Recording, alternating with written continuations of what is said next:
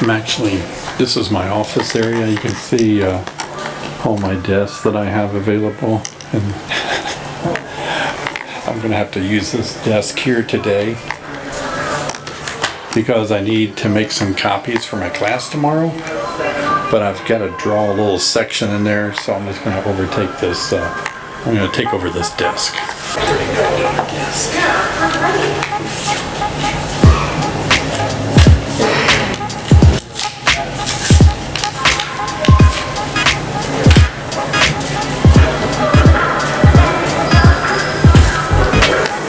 It's a $139 desk, free of charge today.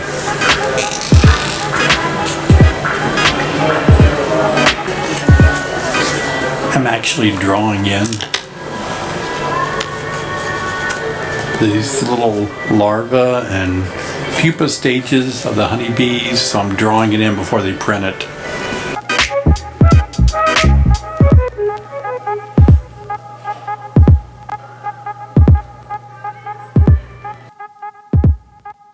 Okay, got a question from Rex that says, would fruit toast be all right to feed bees in the spring, or does it need to be 1-to-1 sugar water? Also, where do you store your frame when not in use to keep critters out of them? I think I've already answered the where to store your frames to keep critters out. Fruit toast, if you're referring to fruit toast corn syrup perhaps, some people do use that to feed bees. Personally, I don't. And I do prefer 1-to-1 sugar water. David, this is my second year of beekeeping. I bought 2 packages from you last year, and fortunately both have survived the winter. My question is, when should I put on honey supers if I plan to harvest some honey this summer? Well, it's February right now, and although it was very nice today and getting warmer, no time soon will you be putting honey supers on your colony.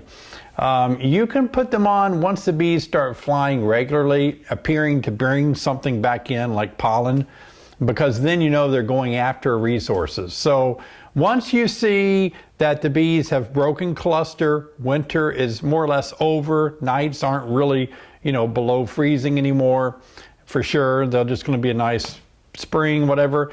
Put the honey supers on and see what the bees are bringing in. Thanks for your question, Steve. Okay, our next question is David.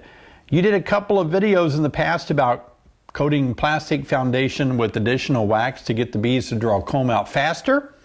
Although you did a great job in those videos, thank you, Thomas.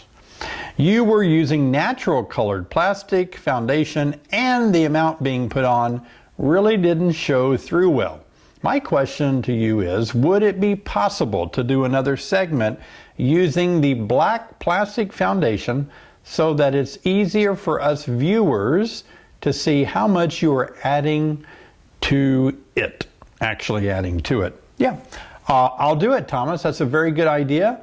I think it will perhaps show, although it may not. And really, there's no scientific, exact amount of wax to add to that. Those videos were a demonstration for those of you watching and not sure, maybe you don't know what we're talking about.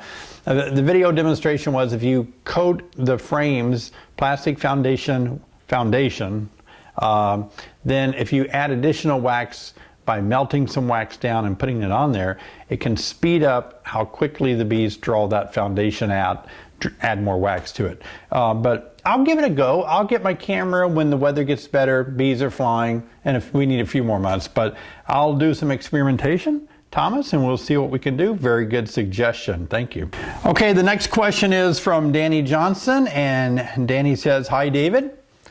Started my first hive in May of 2015, and we had a beautiful Italian queen that was doing a great job.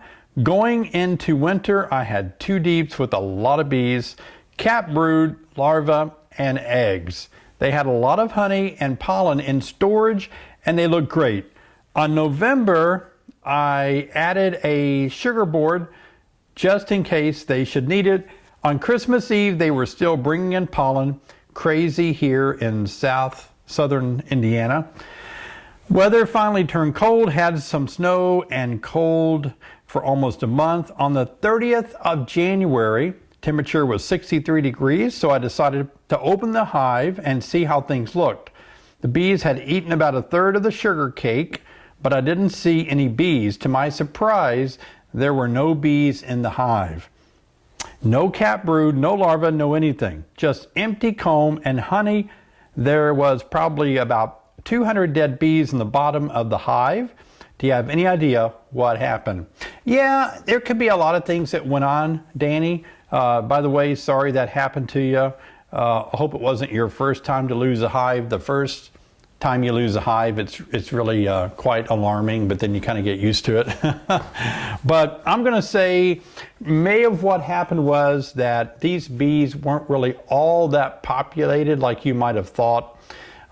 They were a little bit weak. Perhaps the queen wasn't laying good in the fall. The numbers were down, and maybe the bees just couldn't keep up with the cold snaps, didn't have enough food or something, and just died out from being small. Or another possibility, and I'm kind of leaning toward this one, when you said you saw a bunch of dead bees on the bottom, and you said that the weather had warmed up, you said you had sugar cake of some sort on there. It could be that some other colonies robbed that colony out. That somehow maybe these other colonies in the area sniffed out what your bees had, and robbing is pretty common. And maybe those bees just simply went in there, and you said everything was gone. There wasn't any brood, no honey, nothing in storage, just dead bees. Could have been a robbing event. That can happen on warm days in the wintertime, believe it or not, because they can't go out and get nectar. So I really don't know what happened. Those are a couple of possibilities. Maybe a queen event happened in the fall. The bees weren't really populated well enough to make it through winter to keep warm, or they got robbed out by another hive that was looking for all that good food in there. Okay, we got David Wagner. Heard from you before, David. Thanks for writing again. Dave, you want a question? Well, here's mine. I never know how many boxes or supers to leave with my bees going into winter. By the end of summer, I typically have 2 deep hive bodies and 2 honey supers. I will usually harvest one of the honey supers and leave the other one. Of course, I remove the queen excluder when I harvest the honey. When I drive by some local bee yards during the winter, I see many single deep hive bodies sitting out by themselves. I've also watched all of your videos and rarely, if ever, see a honey super on your winterized hives. Is my stack up of 2 deep hive bodies and 1 honey super too much? It just doesn't seem like there would be enough honey and pollen stores in the brood boxes. Maybe I'm wrong. Well, you are wrong about one thing, David, and that is I do overwinter my colonies with honey supers on them. And not every single one of them, but if I can, I do. I think many of my hives this year do have supers on them. Sometimes I use a deep hive body full of supers, so they have 3 deeps. The top deep is honey, and other times I have shallow supers or medium-sized supers full of honey that's on my hive. So it is something that I do practice when I have that surplus or availability of extra supers. In the event that I don't, you're right, I just go through the winter with 2 deep hive bodies, hoping that they would have 60 pounds of stored honey in the 2 deeps. And you're right, oftentimes they don't. And that's why I invented 2 feeding systems. The fall feeding system that can be used in the spring as well, the Burns Bees feeding system, and the winter Be Kind, because sometimes we just, as beekeepers, don't have time or the resources, to make sure that the bees are able to store up all that extra honey that they need for the winter.